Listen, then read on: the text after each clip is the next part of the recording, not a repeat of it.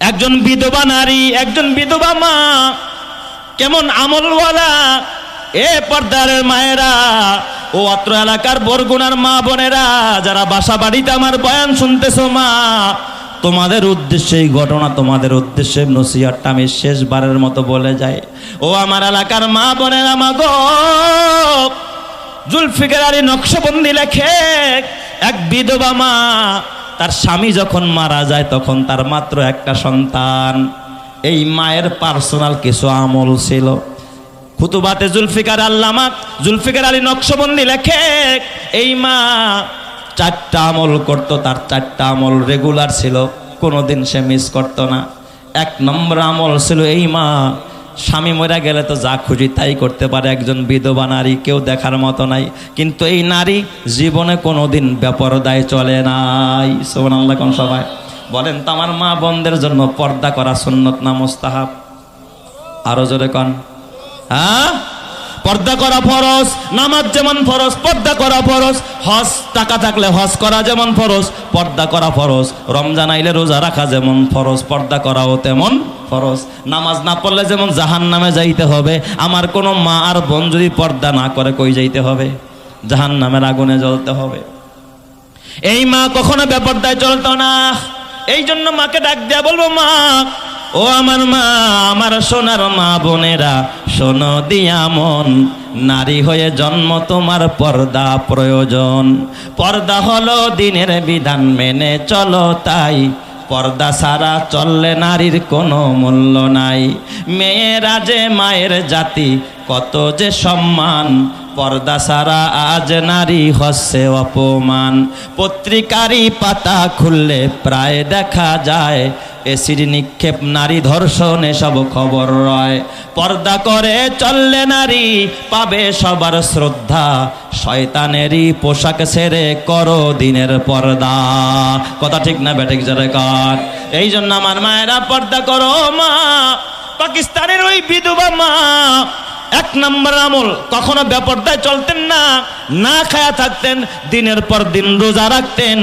আর এই কারগুজারি উনি ওনার ছেলের কাছ থেকে নিয়েছেন, জুলফিকার আলী নকশবন্দি। তার ছেলেও হাফেজে কোরআন হয়ে আলেম হয়ে গেছে। মায়ের বিবরণ দিয়েছে তার ছেলে। আমার মা জীবনে কখনো বেপরদায় হয় নাই, এটা আমার মায়ের 1 নম্বর আমল। আমার মায়ের 2 নম্বর আমল হলো, আমার মা 5 ওয়াক্ত নামাজ আউয়াল ওয়াক্তে পড়তেন। 5 ওয়াক্ত নামাজ কোন ওয়াক্তে? আউয়াল ওয়াক্তে। দেখবেন আমাদের অধিকাংশ মা বোনেরা যারা নামাজ পড়ে তারাও কিন্তু টাইম মতো পড়ে না, সময় শেষ করে তারপরে পড়ে, ঠিক না ঠিক? অনেকে তো পড়েই না, আর যারা পড়ে তারা টাইম মতো পড়ে না। কিন্তু ওই মা আউয়াল ওয়াক্তে 5 ওয়াক্ত নামাজ পড়তেন। ও আমার মায়েরা, মা গো, কোন মা যদি তাড়াহুড়া কইরা আউয়াল ওয়াক্তে নামাজ পড়া তারপরে রান্না বসাইতে গিয়া তাড়াহুড়া করতে গেছে, 1 ফোঁটা গরম পানি হাতে লাগা পড়ে গেছে, কসম আল্লাহর কিয়ামতের ময়দানে ওই পোড়া জায়গাটুকু শাহাদাতের সাক্ষী দিয়া তাকে জান্নাতে বানায়া দিবে। সুবহানাল্লাহ। কারণ এই পেরেশানিটা করছে কিসের জন্য? নামাজের জন্য। অথচ আমার মায়েরা সকালবেলা রিমোট ঘুরাইয়া শুক্রবার কয়টা বাজে কোন নাটক, কোন চ্যানেলে কোন নাটক, তাড়াহুড়া করে রান্না করে নাটক দেখার জন্য। কথা কয় না? ভারতীয় চ্যানেল দেখার জন্য, স্টার জলসা, জি বাংলা দেখার জন্য। মা, ও মা, না না, এইভাবে জীবন কাটাইলে মা গো, এই রূপ ধরা যৌবন জং ধরে যাবে মা। নাকের ফুল থাকবে না, গলার মালা থাকবে না, হাতের বালা থাকবে না, কানের দুল থাকবে না মা, দামি 3 পিসটাও সাথে যাবে না। একেবারে উলঙ্গ কইরা সাদা কাপড়ে মোড়াইয়া তারপরে তোর কবরে শোয়া রাখবে গো মা। তাইলে বলেন তো, মাদের আউয়াল ওয়াক্তে নামাজ পড়ার দরকার আছে না নাই? ওই মা আউয়াল ওয়াক্তে কি করতেন? 5 ওয়াক্ত নামাজ পড়তেন। এই মায়ের আরেকটা আমল, এই মা ডেলি 100 বার দুরূদ শরীফ পড়তেন। কয়বার? তার ছেলে বলেছে আমার মা কোনোদিন দুরূদ মিস করতো না, 100 বার দৈনন্দিন জীবনে 100 বার আমার মা দুরূদ পড়তেন। আমার মায়ের আরেকটা আমল ছিল, 100 বার ইস্তেগফার পড়তেন, তওবা করতেন, আল্লাহর কাছে ক্ষমা চাইতেন। আর 5 নম্বর আমার মায়ের আরেকটা আমল, আমার মা জীবনে পণ করেছে, আমি হাফেজে কোরআন হইলে আমার মা আমারে নিয়ে আল্লাহর ঘর বাইতুল্লাহ হজ করতে যাবেন। সুবহানাল্লাহ। আমার মায়ের স্বপ্ন, আমার তো বাবা নাই, আমার মায়ের জন্য মাহারাম, আমি তার একমাত্র সন্তান, আমি ছিলাম তার একমাত্র অবলম্বন। আমার মা জীবনের ম্যাক্সিমাম সময় যা উপার্জন করতো তা দিয়ে আমার পড়াশোনা করাইছে, হাফেজ হয়ে গেলাম। আমার মা আমার বাবা রেখে যাওয়া কিছু সম্পদ ছিল, তার থেকে কিছু অংশ বিক্রি করে আমার মা হজের নিয়ত করছে। ওই হজের সফরে আমি এবং আমার মা দুইজনে রওনা করলাম। আজব ঘটনা বাবা, আসল কথা এখনো কিন্তু বলি নাই। কি কারামত আল্লাহ দিয়েছে! নারীরা যখন আমলদার হয়ে যায়, একজন মা যখন আমলি হয়ে যায়, কয় 70 জন অলির চাইতেও তার মর্যাদা আল্লাহ তাআলা বাড়ায় দেয়। সুবহানাল্লাহ জোরে কোন সবাই। এই মা কত বড় আমলদার মা! ছেলেকে নিয়ে, কোরআনের হাফেজকে নিয়ে কাফেলার সাথে হজ করতে গেছে পাকিস্তান থেকে। হজ করতে যাওয়ার পর এই মা বেশিরভাগ টাইম মক্কায় রোজা রাখা আরম্ভ করছে। মা তো দুর্বল হয়ে গেছে, ভালো কিছু খায় না। হাফেজে কোরআন কাফেলার পুরুষদের সাথে বাইতুল্লাহ তওয়াফ করতে যায়, আর তার মারে দিছে মহিলাদের সাথে কাফেলা বাইন্দা তাদের সাথে কোথায় যায়? বাইতুল্লাহে যায়, তওয়াফ করে। হঠাৎ একদিন কাফেলার সব নারীরা আলাদা আসছে বাসায়, পুরুষরা আলাদা বাসায় আসছে, নকশবন্দি লেখে তার কিতাবের মধ্যে। কিন্তু হাফেজে কোরআনের মা, ওই যে বুজুর্গ মা, আল্লাহওয়ালা একজন মা, এই মা রাত গভীর হয়ে যায়, মা তো বাসায় ফেরে না।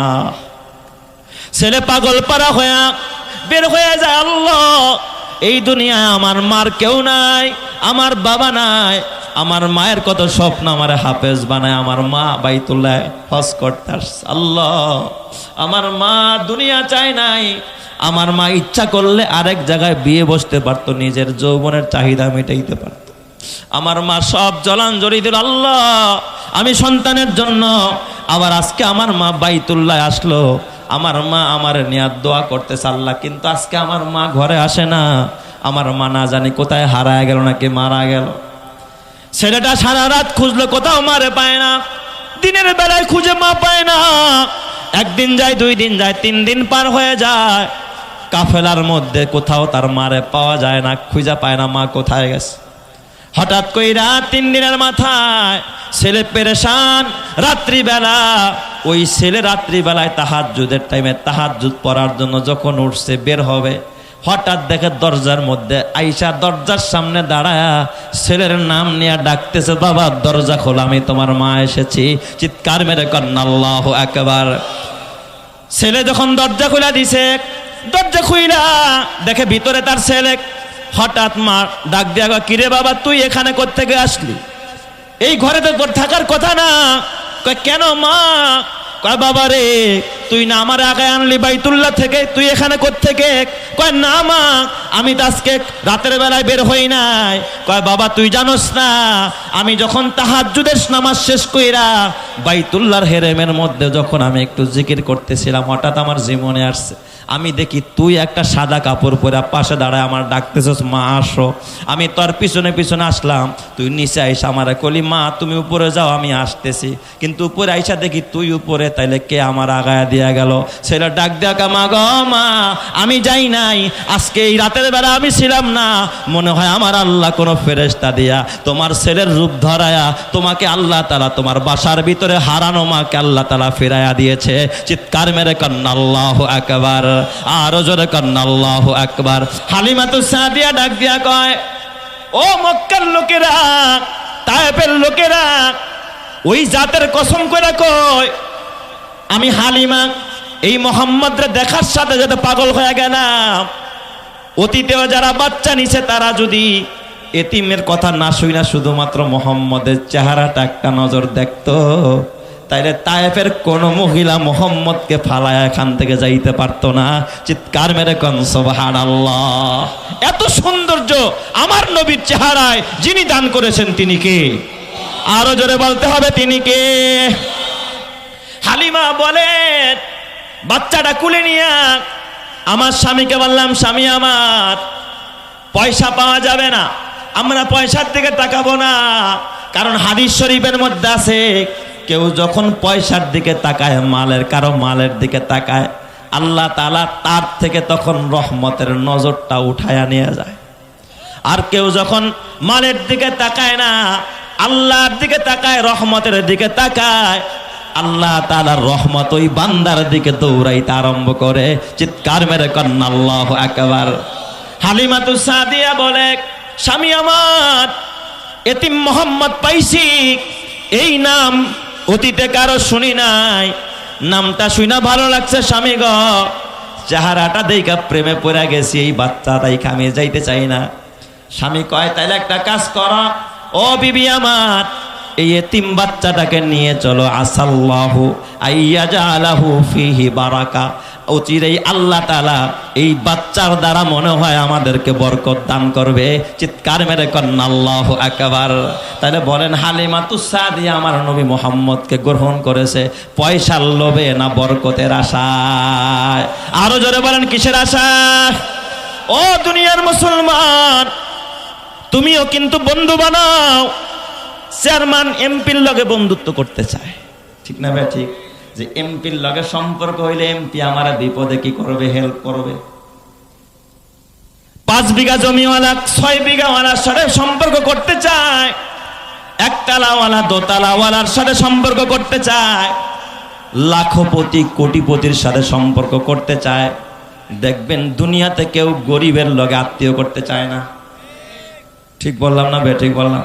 রাগ করতেছেন আপনারা যে ও গরিব, দিতে পারবো না, খাওয়াইতে পারবো না। তার মানে তোমার নজর হলো টাকার দিকে, পকেটের দিকে। আল্লাহ বলে গোলাম না না, নজরটা টাকার দিকে দিস না, পকেটের দিকে দিস না, মালের দিকে না, রহমানের দিকে দেখ, আমি আল্লাহর দিকে দেখ। দুনিয়ার মানুষ সব ফকির, আমি আল্লাহ ধনী, আমার দিকে নজর দেখ। আমি আল্লাহ এমন জায়গা থেকে তোকে রহমত দিব, এমন জায়গা থেকে বরকত দিব, যেখান থেকে বরকত নিয়ে তুই কোনোদিন শেষ করতে পারবি না। চিৎকার মেরে কন্না আল্লাহু আকবার। এই জন্য দেখবেন বিপদ আপদের সময় এক ধনী ভাই আরেক ধনী ভাই দেখে, আহেন ভাই আমার বাসায় একটু খাইয়া যান, এক গ্লাস পানি খাইয়া যান। ডাকেন কি ডাকেন না? আসেন ভাই একটু ফল খায়া যান, এক কাপ চা খায়া যান। চার দোকানের দেখা হইলে কয় আসেন ব্যবসায়ী ভাই বসেন, এক কাপ চা খান।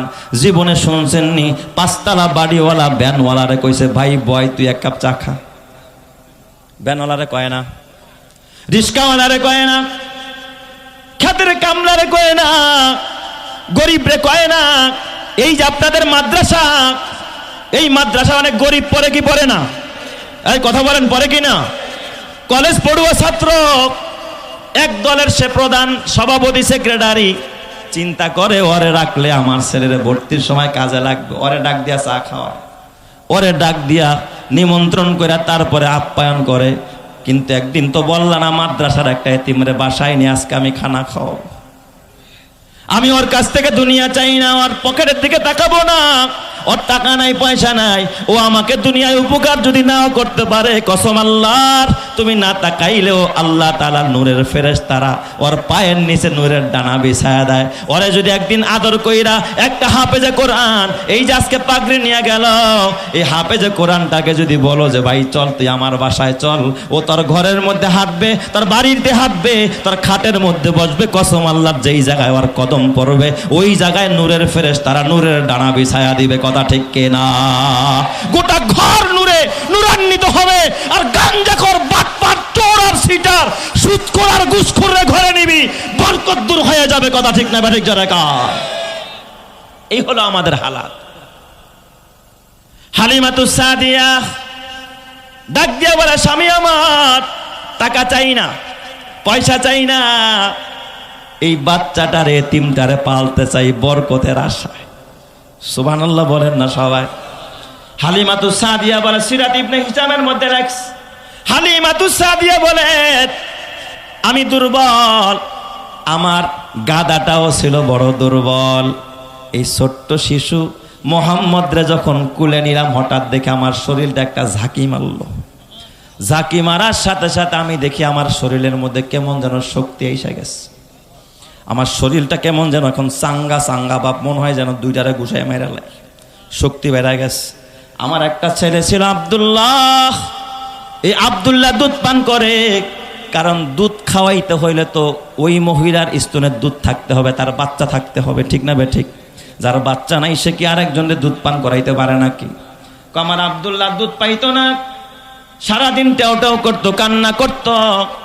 কিন্তু এই আখেরি জামানার পয়গম্বর মুহাম্মদরে কোলে নেওয়ার সাথে সাথে আমার যে স্তনগুলো একেবারে শুকানো ছিল, মোহাম্মদকে কোলে নেওয়ার সাথে সাথে আমি তাকায় দেখি আমার স্তন দুইটা দুধে ভরপুর হয়ে গেছে। আর একটু জোরে কান্না আল্লাহু আকবার। বলেন তো বরকতের মালিক কে? আরো জোরে বলেন বরকতের মালিক কে? হালিমাতুস সাদিয়া স্বামীরে বলে, স্বামী আমার গাধায় উঠে। স্বামী গাধায় বসছে। হালিমাতুস সাদিয়া নবী মুহাম্মদ রাসূলুল্লাহরে কোলে নিয়ে স্বামী আগে পিছনে বসছে। গাধা সাথে সাথে জমিনে বসে পড়ছে। গাধা দাঁড়ায় না, লাগাম দিয়া চাবুক মারে, ওঠো, গাধা ওঠে না। হালিমাতুস সাদিয়া কয় মনে হয় কিছু একটা ঘটছে। স্বামীর আপনি একটু নামেন দেখি গাধা কেন দাঁড়ায় না। তাহলে আপনি নামেন। আমার নবী মুহাম্মদুর রাসূলুল্লাহরে কোলে নিয়ে হালিমাতুস সাদিয়া আগে বসছে। আপনি একটু পিছে বসেন দেখি গাধা দাঁড়ায়নি। নবীরে কোলে নিয়ে হালিমাতুস সাদিয়া গাদার সামনের দিকে বসছে, তার স্বামীরে পিছনে বসাইছে। আমার নবীর দিকে পিঠ দিয়া বসবি, আরশের মালিক সহ্য করে না। আমার নবীরে তুই চেনস না, আমার নবীরে গাদায় চিনে, গাদা দাঁড়ায় না। হালিমাতুস সাদিয়ার স্বামী পিছনে বসছে, হালিমাতুস সাদিয়া আমার নবীরে কোলে নিয়ে সামনে বসছে। অমনি গাদা শক্তি সঞ্চার করে এত দ্রুত গতিতে দৌড়ায়, কিসের ঘোড়া কিসের উট। ওই যে কাফেলা কয়েক মাইল পার হয়ে আগে চলে গেছে, এই কাফেলা ক্রস কইরা হালিমাতুস সাদিয়ার দুর্বল গাদা সবল হয়ে তাদেরকে ক্রস কইরা আগে আগে হাঁটা আরম্ভ করেছে। চিৎকার মেরে কান্না আল্লাহু আকবার। আরো জোরে বলেন আল্লাহু আকবার। নবী নবী বলে আর কত কাল আমি কাঁদব, আপন নয়নে কবে জানি দয়ার নবীকে আমি দেখব। নবী নবী করে আর কত কাল আমি কাঁদব, আপন নয়নে কবে জানি, আপন নয়নে কবে জানি দয়ার নবীকে আমি দেখব। নবী নবী করে আর কত কাল আমি কাঁদব। আল্লাহ ওই নবীর দিদার নসিব কইরো, তোমার দিদার নসিব কইরো। জোরে কান আমিন। আরো জোরে বলেন আমিন। আল্লাহ তোমার নবীর একটু স্বপ্নে দেখায়া দিও। জোরে বলেন আমিন।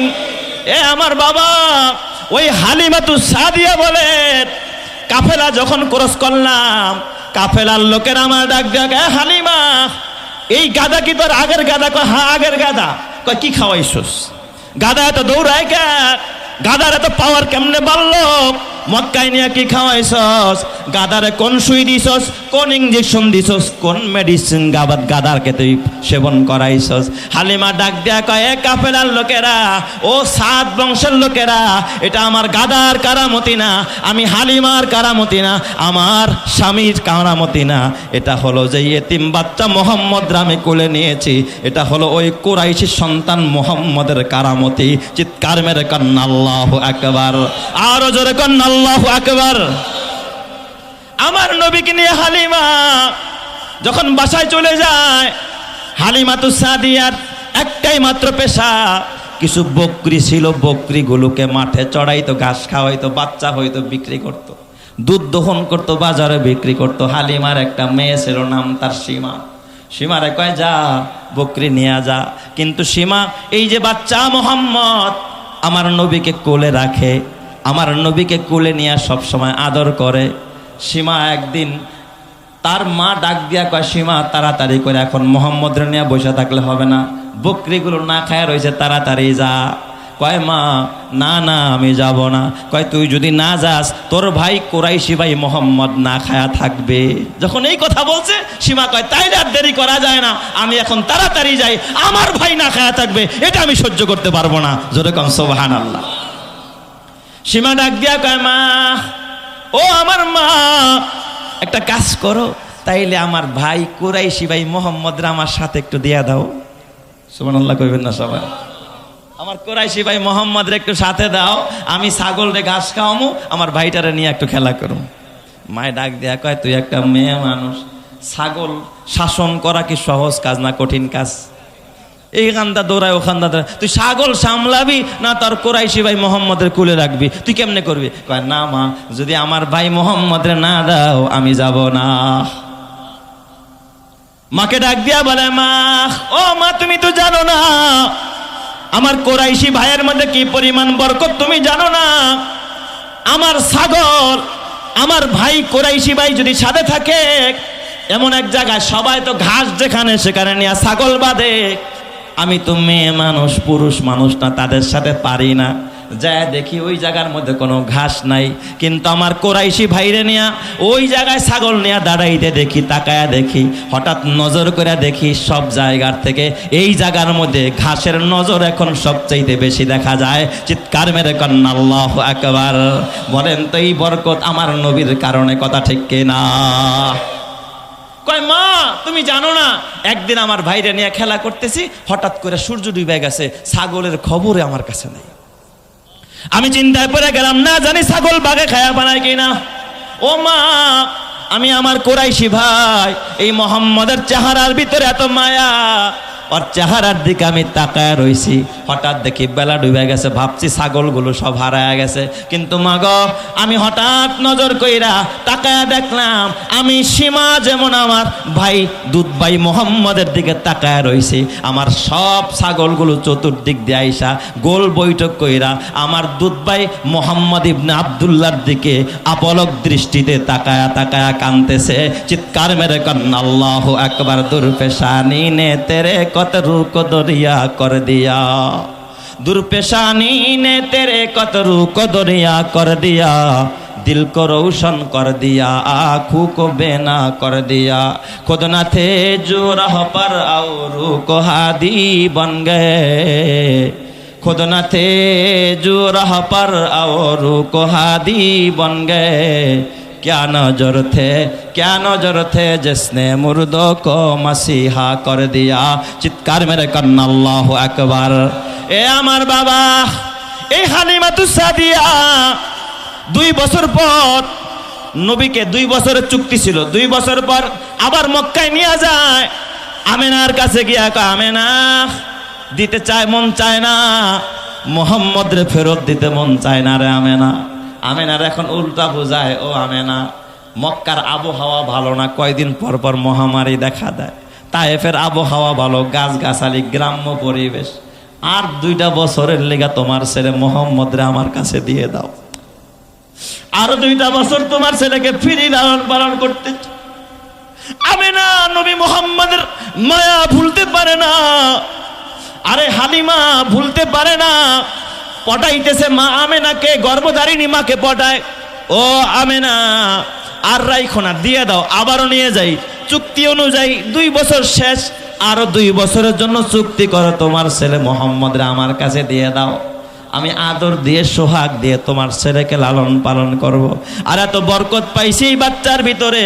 ও আমেনা শোনো, আমার একটা ছেলে আছে আব্দুল্লাহ, তোমার ছেলের হৃদয়টা এত বড় প্রশস্ত আল্লাহ বানায়া দিছে। আমার ছেলে আব্দুল্লাহ একটা সময় দুধ পাইতো না, কিন্তু এই মোহাম্মদের ঘরে আনার পর আমার ছেলে একটা দুধ পান করে, কিন্তু আরেকটা দুধ আমি মোহাম্মদরে পান করাই। আমি বারবার চেষ্টা করেছি ওর দুধ ভাইয়ের দুধের মধ্যে মুখ লাগাইতে, কিন্তু মোহাম্মদ কোনোদিন তার ভাইয়ের দুধে মুখ লাগায় না, সব সময় নিজেরটা পান করে, কোনোদিন ভাইয়ের দুধের মধ্যে মুখ লাগায় নাই। জোরে কোন সুবহানাল্লাহ। ও আমেনা শোনো, আমি আর একটা কথা বলি, আমি মোহাম্মদকে কখনো কাঁদতে দেখি নাই, মোহাম্মদ কখনো কাঁদে না। ক্ষুধা লাগলে বাচ্চারা ট্যাও ট্যাও করে কান্না করে, ব্যথা পাইলে কাঁদে, মোহাম্মদরে কখনো কাঁদতে দেখি নাই। কিন্তু একটা কারণে মোহাম্মদরে কাঁদতে দেখেছি। আমেনা ডাক দিয়া কয়, হালিমা কখন কাঁদতে দেখেছো? কয়, যখন মোহাম্মদের লজ্জাস্থান থেকে কোনো কাপড় সরে যায়, কোনো কাপড় যখন সরে যাইত তখনই শুধু মোহাম্মদরে কাঁদতে দেখেছি, এছাড়া কোনো সময় আমি নবী মোহাম্মদরে কাঁদতে দেখি নাই। চিৎকার মেরে কন সুবহানাল্লাহ।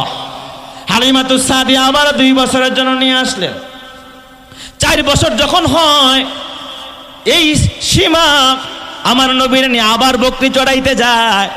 সীমা হয়রান হয়ে দৌড়ায়, সামারা ডাক দেখা, মা গো সর্বনাশ। মা কয়, কি হয়েছে মা? কয়, দেখলাম সাদা পোশাকধারী 2 জন মানুষ, আসমানে মাথা জমিনে তার পা, আমার কোরাইশি ভাই মোহাম্মদের ধরে দেখলাম একটা জঙ্গলের মধ্যে শোয়া দিল, তার পুরা সিনাটারে দেখলাম ফাইরা ফেললো। ও মা, দেখলাম একটা ঝলমল ঝলমল করে মনে হয় জান্নাতি তস্তরি, জান্নাতি পেয়ালার মধ্যে জমজমের পানি দিয়া কি জানি ধৌত করলো, কি জানি ফিট করলো। আবার ওইটা দেখলাম মোহাম্মদকে আবার সিনার মধ্যে ঢুকে আবার লাগায়া দিল। আমার ভাই বাইচা আছে না মইরা আছে? মা তাড়াতাড়ি আসো। এই দিক দিয়ে হালিমাতু সাদিয়া ঠিক যা দেখে আমার নবীর বক্ষ বিদারণ হয়ে গেছে। ওই 4 বছর বয়স আমার নবীকে আল্লাহ তাআলা, এই সিনাকে আল্লাহ তাআলা জমজমের পানি দিয়া ধুইয়া এই সিনার মধ্যে ঈমান, তাকওয়া, মোহাব্বত, ভালোবাসা, ইস্তেকামাত সব কিছু দিয়ে আমার নবীর সিনাটাকে আল্লাহ তাআলা একেবারে প্রশস্ত করে দিয়েছে। চিৎকার মেরে কন্না আল্লাহু আকবার। এই কথাটা আল্লাহ তাআলা আমার নবীকে শোনায়, আলাম নাশরাহ লাকা সাদরাক, হে নবী আমার, ওই যে 4 বছর বয়সে একবার সিনাটাকে প্রশস্ত করে দিয়েছি, আরেকবার আল্লাহ করেছে 10 বছর বয়সে, আরেকবার আল্লাহ করেছে ওহী নাজিল করার আগে, কোরআন নাজিল করার আগে, আর চতুর্থবার নাজিল করেছে মেরাজে নেওয়ার আগে। আমার নবী জান্নাত দেখবে, আমার নবী জাহান্নাম দেখবে, আমার নবী সিদরাতুল মুনতাহা ভেদ করবে, আমার নবী বুরাকে চলবে, আমার নবী রফরফে চলবে, আমার নবী যেন ভয় না পায়। এই জন্য আমার নবীকে আল্লাহ তাআলা 4বার সিনাটাকে চাক কইরা এই সিনাটাকে ইসলামের জন্য প্রশস্ত করে দিয়েছেন। যিনি, তিনি কে? আরো জোরে বলেন না, তিনি কে? এরপর আল্লাহ তাআলা 2 নম্বরের নিয়ামতের কথা শোনায়। আপনাদের কষ্ট হবে, আমি কি শেষ করে দিব? আমি আর লম্বা করব না, অল্প সময় শেষ করবো ইনশাআল্লাহ। আল্লাহ তাআলা নবীকে 2 নম্বরের নিয়ামতের কথা শোনায়।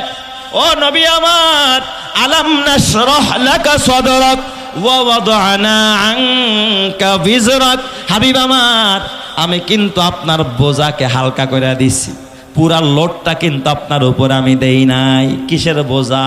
কিসের বোঝা? কয় আল্লাহ গোটা উম্মত, গোটা জগৎটা এমন এক জাহিলি যুগে আল্লাহ তাআলা তার নবীকে পাঠায়, যেই যুগের মধ্যে একজন বাবা তার নিজের মেয়েকে জীবন্ত মাটির মধ্যে পুঁতে রাখে। এত বড় অন্যায়ের সাথে, এত বড় গুনার সাথে যেই উম্মত, যেই মানুষ জড়িত, এই মানুষগুলোরে কেমনে তিনি হেদায়েতের পথে ডাকবেন? বলেন তো, এটা নবীর জন্য বড় একটা বোঝা কি বোঝা না? যে গোটা দেশ একদিকে আর নবী আরেক দিকে, এই মানুষগুলোকে দিনের পথে আনা সহজটা কঠিন, এটা নবীর জন্য বড় একটা বোঝা। আল্লাহ কয়, নবী আমার, আমি কিন্তু এই বোঝাটা হালকা করছি, আপনার একা ছাইরা দেই নাই। তায়েফে মার খাইছেন, আমি আল্লাহ সেখানে ছিলাম। নবী আমার, জায়গায় জায়গায় মার খাইছেন, আমি আল্লাহ আপনার একা ছাড়ি নাই। আবু লাহাব আপনার গালি দিছে, তাব্বান লাকা আলিহাদা জামাতানা ইয়া মুহাম্মদ, আপনাকে কিন্তু আমি একা একা ছাড়ি না। আমি জবাব দিয়া দিছি, তাব্বাত ইয়াদা আবি লাহাবি ওয়া তাব্বা। এ আবু লাহাব, আমার নবীর হাত ধ্বংস হবে তা না, তুই আমার নবীর গালি দিছস, তোর হাত ধ্বংস হবে। কসম আল্লাহর, এই যুগে আল্লাহ তাআলা আলেম ওলামার একা ছাড়ে নাই, গাজাবাসীর আল্লাহ একা ছাড়ে নাই, ফিলিস্তিন আল্লাহ একা ছাড়ে নাই, কাশ্মীরকে আল্লাহ একা ছাড়ে নাই, আরাকানকে আল্লাহ একা ছাড়ে নাই। বলেন তো, ইমানদারদের সাথে আছেন যিনি, তিনি কে? আরো জোরে বলেন, তিনি কে? এটা গেল একটা বোঝা হালকা করার ব্যাখ্যা। আরেকটা বোঝা হালকা করার ব্যাখ্যা, আরেকটা ব্যাখ্যা হলো, বলেন তো কোরআন হালকা না ভারী?